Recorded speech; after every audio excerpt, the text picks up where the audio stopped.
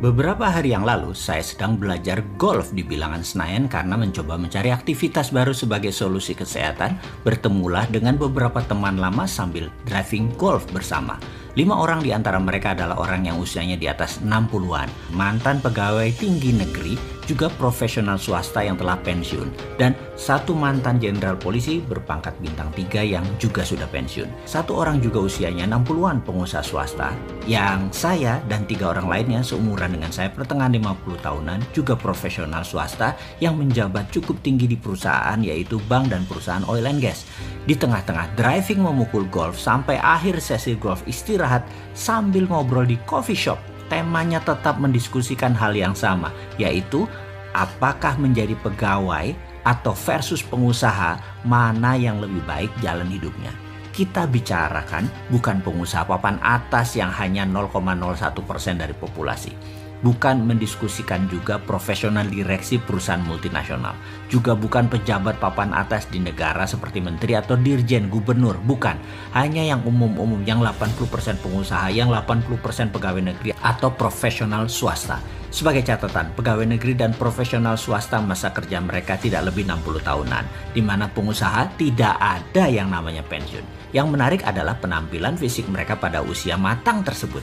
Di mana ini adalah yang komentar mereka sendiri, yang ngakak-ngakak mereka sendiri dan menyetujuinya. Apa itu? Ternyata yang pegawai negeri serta profesional swasta 3 tahun setelah masa pensiun, mereka banyak penampilannya terlihat turun, seperti rambutnya memutih dan banyak hal yang terlihat kusam. Ini komentar mereka sendiri yang memang ini pengalaman mereka sendiri. Yang pengusaha usianya sama namun belum pensiun, tetap segar, necis, bersemangat, auranya masih kinclong.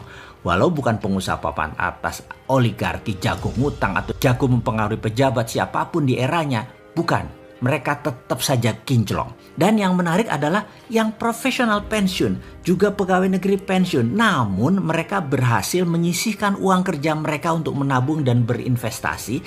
Ini sama dengan pengusaha yang belum pensiun. Mereka kinclong, mereka keren, mereka ganteng, mereka gagah. Mengapa saya katakan menarik? Sungguh, saya sebagai pengusaha sesungguhnya sangat iri dengan para profesional ini.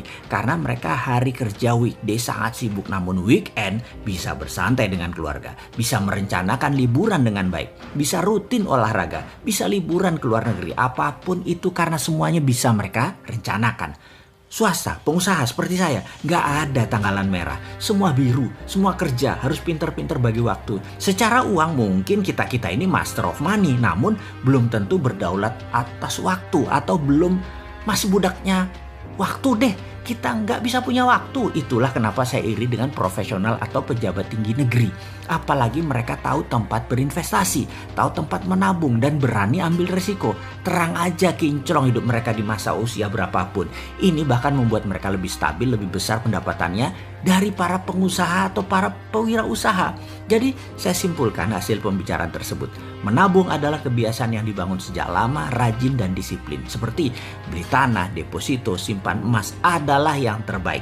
Lalu memilih tempat investasi yang menguntungkan harus sabar, meneliti sendiri, kenali pemiliknya, kenali bidangnya, dan sabar menunggu momen masuk serta keluar.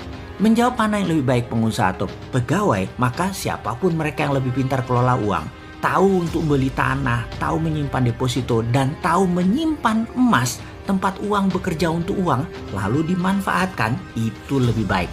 Terlepas dia pengusaha, terlepas dia pegawai, bahkan ibu rumah tangga sekalipun.